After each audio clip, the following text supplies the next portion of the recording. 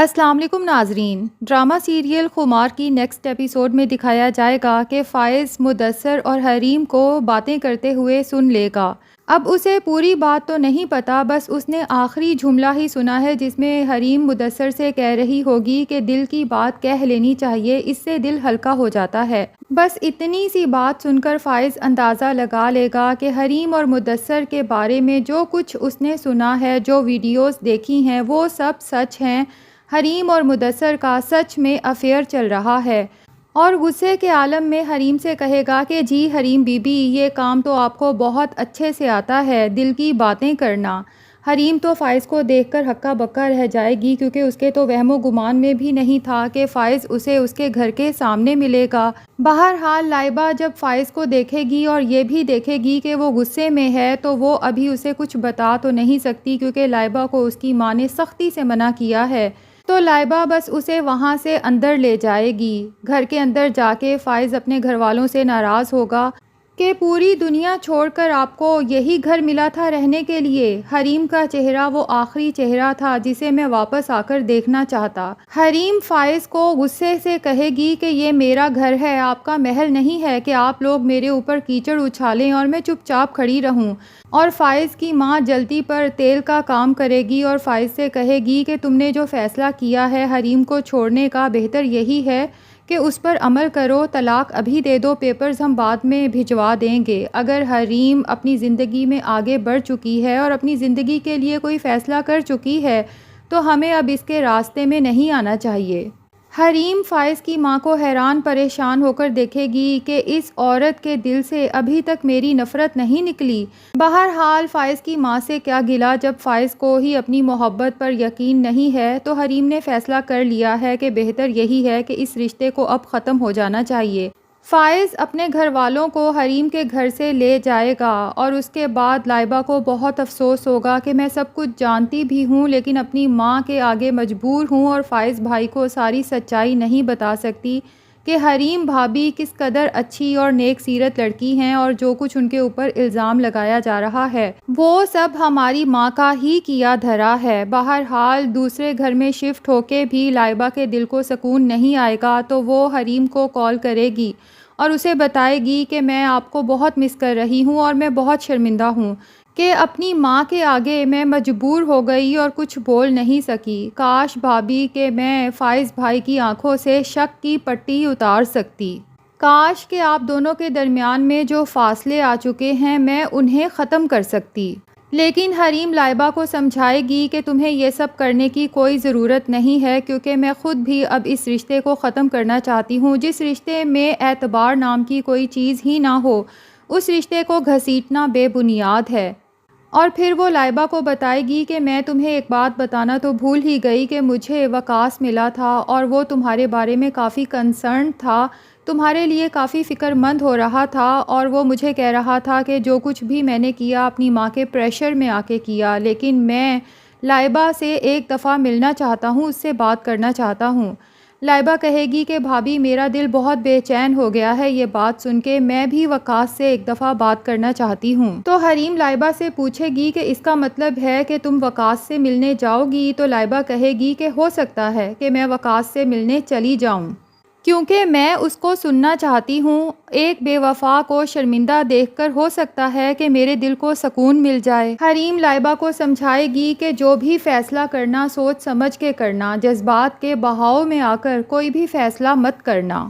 اب حریم رو رو کر اللہ سے دعا مانگے گی کہ جو بھی میرے حق میں بہتر ہے وہی ہو جائے، اور جو بھی فیصلہ ہو اس پر میرے دل کو سکون آ جائے۔ اب جب فائز اپنے سب گھر والوں کو ایک چھوٹے سے گھر میں شفٹ کر دے گا، تو اس کے فادر فائز سے کہیں گے کہ حریم کے معاملے میں کسی قسم کی جلد بازی مت کرنا۔ ان لوگوں کے ہمارے اوپر بہت احسانات ہیں، جب ہمیں کسی نے بھی اپنے گھر میں جگہ نہیں دی تو حریم اور اس کے باپ نے کھلے دل سے ہمیں نہ صرف اپنے گھر میں رکھا بلکہ میری ضمانت سے لے کر علاج تک کا سارا خرچہ حریم نے خود کیا ہے۔ تو بیٹا یہ نہ ہو کہ تم جلد بازی میں حریم کو چھوڑ کے ساری زندگی پچھتاؤ۔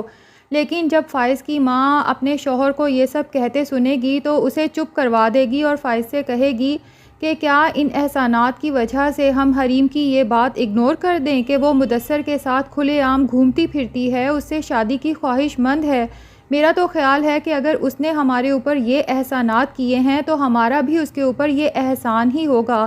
کہ آرام سے اس رشتے کو ختم کر دیا جائے تاکہ وہ اپنی زندگی کو بہتر طور پر گزار سکے، جس کے ساتھ رہنا چاہتی ہے اسی کے ساتھ باقی کی زندگی رہے۔ اب فائز کا دل تو نہیں مان رہا کہ حریم اتنی بے وفا ہو سکتی ہے، لیکن جو کچھ اس نے اپنی آنکھوں سے دیکھا اور جو کچھ لوگوں سے سنا، اس کے بعد اس کا دماغ چیخ چیخ کر یہی گواہی دیتا ہے کہ تمہارا دل جھوٹ بول رہا ہے۔ بہرحال فائز اپنے فادر کو سمجھائے گا کہ پچھلی تمام باتوں کو بھول جائیں، اب آپ کا بیٹا اس قابل ہو گیا ہے کہ آپ کا سہارا بن سکے۔ میں سمجھ سکتا ہوں کہ ہمیں بڑے گھر میں رہنے کی عادت ہو چکی ہے، ہمارے اس چھوٹے سے گھر میں دولت کی ریل پیل تو نہیں ہوگی، لیکن کم سے کم عزت ضرور ہوگی۔ لیکن فائز کے فادر ایک دفعہ پھر اپنی بات کو بہت عاجزی سے دہرائیں گے اور کہیں گے کہ فائز بیٹا، میں چاہتا ہوں کہ تم اور حریم پھر سے ایک ہو جاؤ۔ فائز کی ماں کو تو اپنے شوہر کی یہ بات سن کر شدید غصہ آئے گا کہ بامشکل میرا پلان کامیاب ہو رہا ہے، لیکن یہ ہیں کہ میرا پلان ناکام بنانے پر تلے ہوئے ہیں۔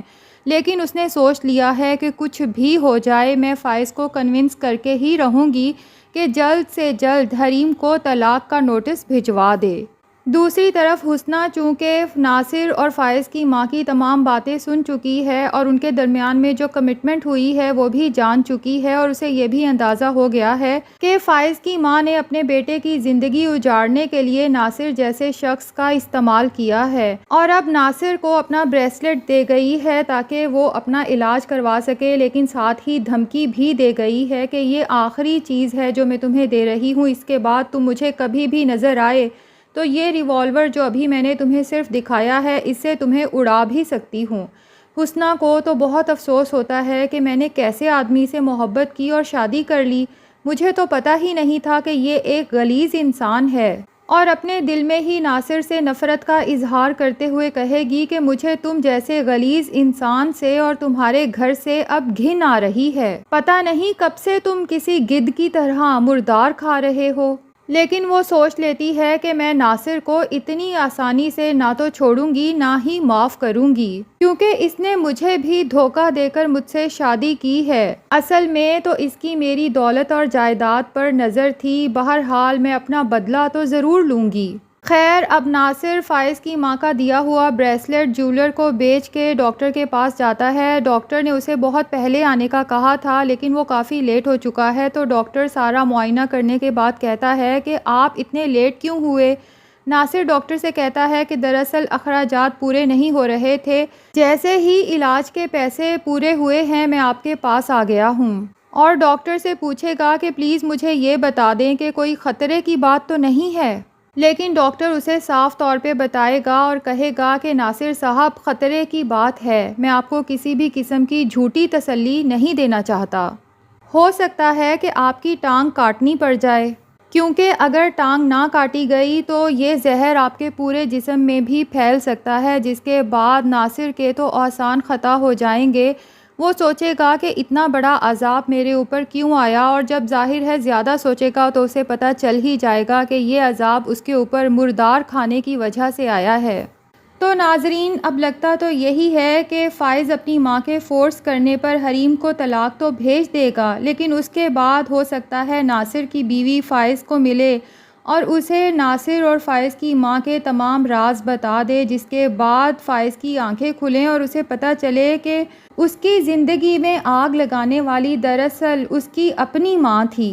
اور یہ ساری سچائی جاننے کے بعد یقیناً فائز کو اپنی ماں سے نفرت ہو جائے گی۔ کہکشاں بیگم یہی تو چاہتی تھیں کہ فائز کو مجھ سے کبھی نفرت نہ ہو، لیکن اتنا سب کچھ کرنے کے بعد بھی وہ اس نفرت سے بچ نہیں سکیں گی۔ بعد میں پچھتائیں گی کہ کاش میں حریم سے معافی مانگ لیتی اور فائز سے بھی پہلے ہی معافی مانگ لیتی تو شاید آج اس نفرت کا سامنا نہ کرنا پڑتا۔ اور دوسری طرف ہو سکتا ہے کہ لائبہ جب وقاص سے ملنے جائے تو وقاص لائبہ کا ہاتھ تھام لے، کبھی نہ چھوڑنے کے لیے، کیونکہ لائبہ ایک سچے دل کی لڑکی ہے اور اسے احساس ہو چکا ہے جو کچھ اس نے حریم کے ساتھ غلط کیا ہے، اور وہ بارہا حریم سے معافی بھی مانگ چکی ہے۔ تو ہو سکتا ہے کہ لائبہ کی زندگی میں بھی بہتری آ جائے، لیکن ابھی ہم نے یہ دیکھنا ہے کہ ریان کا کیا اینڈ ہونے والا ہے اور ہمنا اس کے ساتھ کیا کرنے والی ہے۔ تو یہ سب پتہ چلے گا ہمیں آنے والی ایپیسوڈز میں۔ آپ کو آج کی ایپیسوڈ کیسی لگی کمنٹ سیکشن میں اپنی رائے کا اظہار ضرور کریں، اور اگر آپ ہمارے چینل پہ نئے ہیں تو پلیز چینل کو بھی سبسکرائب کر لیں۔